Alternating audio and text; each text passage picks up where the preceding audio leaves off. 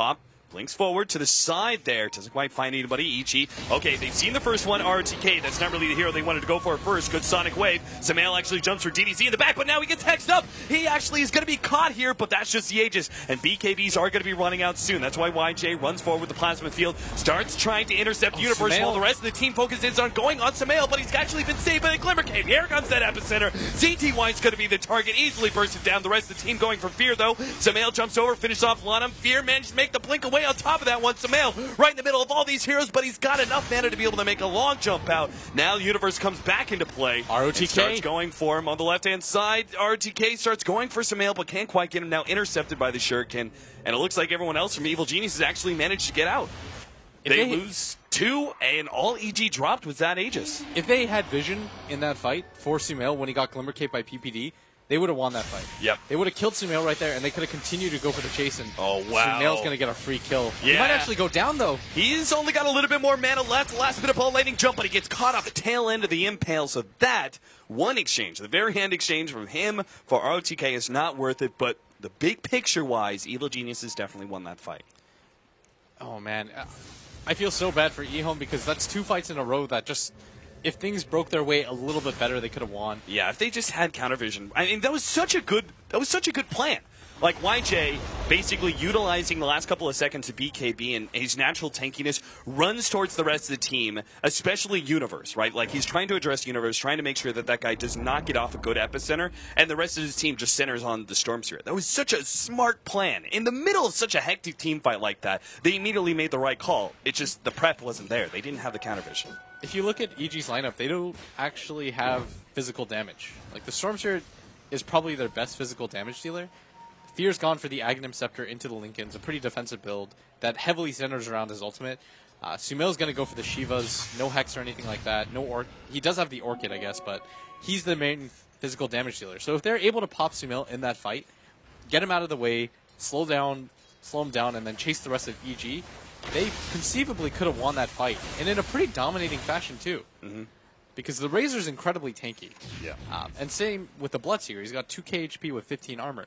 So they probably could have won that fight if you rerun that fight with just 1 sentry. Yeah. Because they locked down Sumail, he was silenced, but then the Invis comes in, he waits out the silence, turns everything around for them. But to make a point clear, the physical damage, the reason you're pointing out the lack of physical damage on EG is the fact that the physical damage is usually sustained, right? Like the rest of magic damage that Evil Geniuses have, essentially you throw it out and you're kind of done. So if they manage to take out the sustained damage of the Storm Spirit, Evil Geniuses just eventually would have run out of steam in that fight, wouldn't have been able to kill as many heroes, and eHome just would have steamrolled them from there. yeah, but you can't really mess up fights against a bounty hunter because things do just get more dire. The difference in net worth is now approaching 12k. The difference in XP is probably the more troubling statistic, is it's up to 15k right now. But again, eHome, the chance is still there. The way that you should look at it is not the fact that they're down 12k, it's more that they haven't had a perfect fight, and they're still coming close. When it comes to the point where they have a perfect fight and they get stomped, then yes, that's enough for you to call it. But this is why comebacks exist, because eHome can still get a better fight off than they have so far. Like, they can get better bashes on ROTK. They could kill Sumail in the beginning with a little bit more coordination. So I think that the hope is still there if you're an eHome fan. Aghanims is the next choice for our Razor, making him even tankier. I mean, overall, I think I really like this build from the Razor.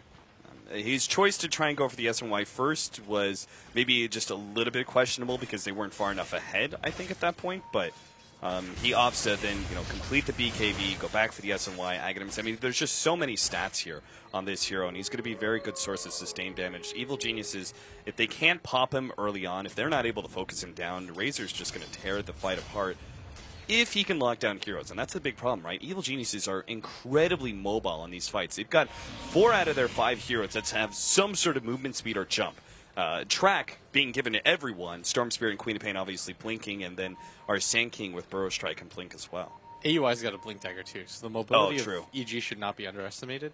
The key factor here is that if Sumail can get on top of the Lion, he would get rid of his biggest opponent off the bat. Like, a lot of what eHome's fortunes lie in are how well DDC can position himself. Because right now, he's been doing such a good job of not getting picked off, but this could all change here as EG are set up for this, and But do they think it's just a one-man pick-off? The rest of eHome are around. Samel made a big jump straight for the background Lion. Will be able to take him out. He's running low on mana. The rest of eHome are popping their BKBs and will be able to lock down PPD, who does have that Glimmer Cape to help him survive a little bit longer. CTY is actually looking for more kills.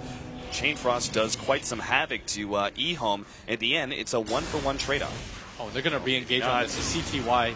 The He's got his BKB, though. Pop by CTY, and Samael's actually running low on mana. They're going to try and make a commitment for him. YJ, they just turn on to Samael. He's got a lot of armor thanks to that Shiva. Will be able to get the kill. The Bloodseeker now turns for RTK. There's the epicenter. Wiping out the rest of eHome, and they don't even drop Samael. What a bait from the kid. My God, Evil Geniuses just baited that eHome out so beautifully. All right, Universe just... If there's an MVP, Universe has just played this game so well. His constant repositioning to get that epicenter off. It's the fact that he doesn't just use it when he sees the opportunity of Sumail going in. He waits out the BKBs. He's ever so patient. Sumail trusts his team, zips in, takes all the focus on him, and eHome, they smell blood. They're like, this is the fight we're going to win. We're finally going to kill Sumail. He's got no mana, but the thing is, I mean, he had Shivas, and even if he did die to arrows, still EG cleaning the fight up perfectly. Yeah, and Universe finally finds that opportunity for that big epicenter, and oh my, they might even take this tower down. And that was so many track kills on AUI, who's just absolutely so rich right now. This is going to be a 20k gold lead if they manage to pick up this tower. And ROTK's charging in, but still need another 10 seconds for the Bloodseeker. They may actually be able to make the full commitment to the melee racks. No. EG back up. They don't want to take a risk, and I can understand why. They're so far ahead at this point. They should not try and force another fight.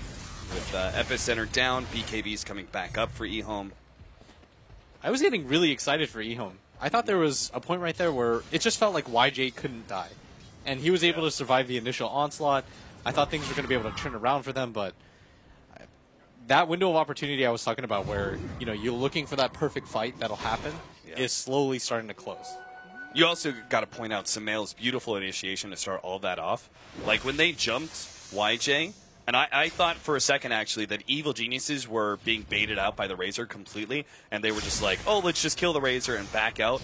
But EG knew. I mean, they knew eHome was sitting behind that Razor, and Samael jumping in with the Shiva's active way to the back, straight where the Lion was, hit that Orchid on him and immediately popped him. As you said, like, killed the biggest threat to Samael. That's the thing that you should always weigh as any type of mobile initiator is who does the most to you versus how much HP do they have. Yeah. A Lion has 7 armor and 777 HP, but he does so much to your hero. Why not just kill him? Universe, lean things off here. Fear comes in with the Scythe of Ice targeting, and they're actually going to try and go for the Razor first here. Double BKBs activated. They go for Fear, trying to lock him down, but the Glimmer Cape and blink away. He will be able to get some distance. CTY keeps on going, but Universe, he's going to pop the epicenter. They actually control CTY and burst him down. Now the epicenter comes in, going straight for RTK, who's orchided up. He will go down as well. Lana pops the Tombstone, but what factor is it really this late into the game? DDC hits the MPL in the Universe. Maybe they can get that one pick off. Finger of Death is enough to secure that one, but everyone else from eHome's going to fall. EG win yet another team fight, and GG is the call. eHome, I think, are just so desperate to find something, and team fight after team fight, they just keep losing and losing. They got to know they're a drastic net worth behind. The thing is, though, if you're eHome, you're kind of okay with how you lost, because you did set the blueprint for how you can disrupt EG's farm early. They gank Sumail often. They put the pressure on him. They're going to be able to grab Lil. They annoyed the hell out of Fear with that dual lane at top. And even that bottom lane, the Razor was doing okay. It was just about that one fight mid where everything started to snowball. And then from there, even the subsequent fights were still sort of close. Yeah, I mean, we can. I'm counting on my hands at least 5 mistakes that were made from eHome that are very easily corrected. The kill on Sumail in the beginning, where they didn't miss a rupture. The pick off there at the bottom lane where Sumail got away from the invis, them going into the epicenter. I mean, this can be fixed by eHome, and hopefully they'll be able to figure that out for game number 2. But we now pass it off to the panel to talk about that game. Actually jump in. That's the approach they take. Give everybody from the... Thank you very much, Cav. Really happy to hear that he knows how to count out his hands. It's a very important skill. But as Blitz was saying, what did he say? He said, if you're eHome, you're okay with how you lost. Do you agree with that statement? I do not agree. I think they had a pretty good lineup. They had a decent start, it all went wrong with that mid push. And they even had the right idea. If you saw the way that they pushed the mid T1 tower, they were all like relatively spread out. It was right around the time that Sand Kings get their Blink Dagger. Like a free farming Sand King generally like maybe a little before 8. So anywhere in between like 9 to 13, I think is pretty reasonable. It was like I think a little after 11. And the way they approached it, they had a ward on the high ground to spot like into the T2 because that's a very common Sand King hiding spot. And then the tombstone was placed.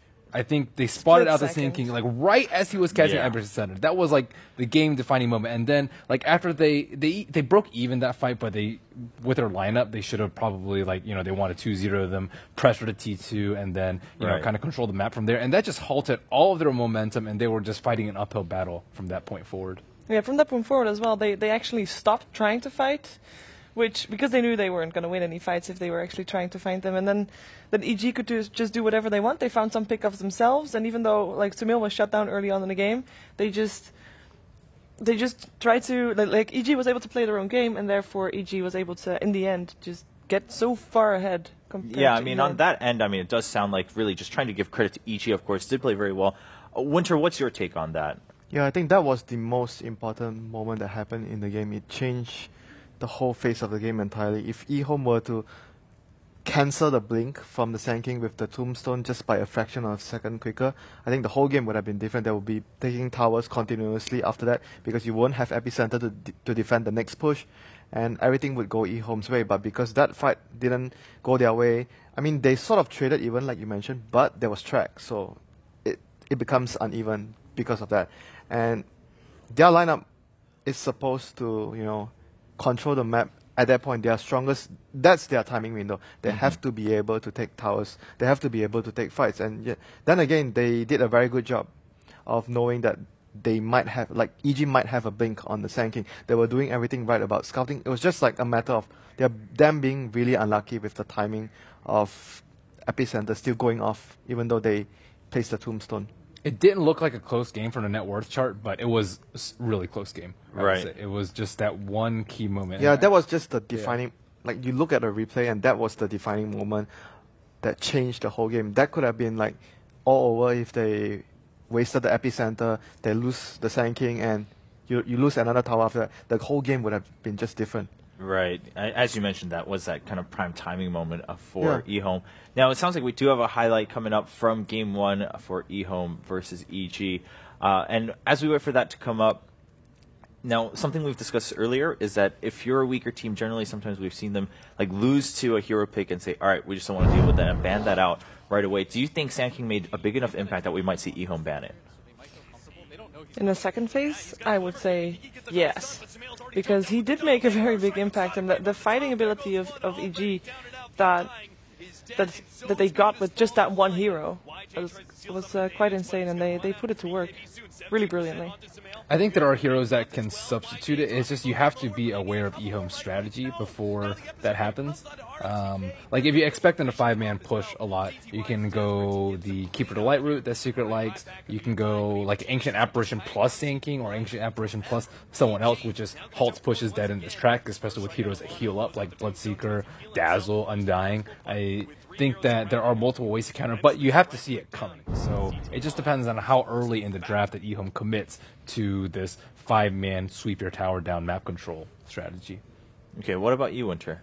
I think it's mostly back again what I mentioned in the draft. They are using team fight composition against what eHome had, which is pushing. They want to group out and push, so that's generally a very good way of dealing with it.